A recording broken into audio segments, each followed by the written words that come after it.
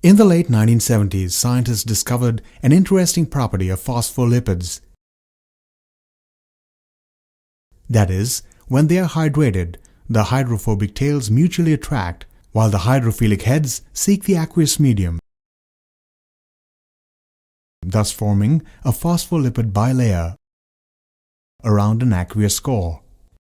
The lipid bilayers then seal off to form a liposome.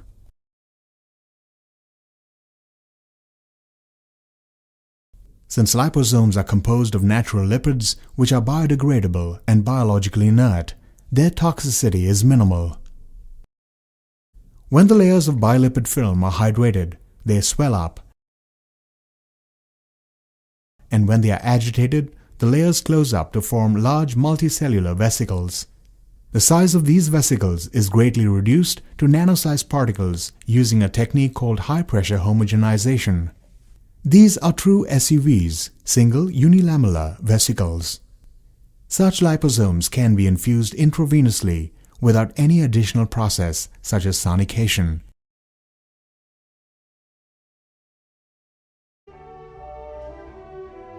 Phospholipids are often drawn as a ball representing the head group, with two tails attached representing the fatty acids. In an aqueous environment, phospholipids orient themselves into a thermodynamically stable structure called a bilayer.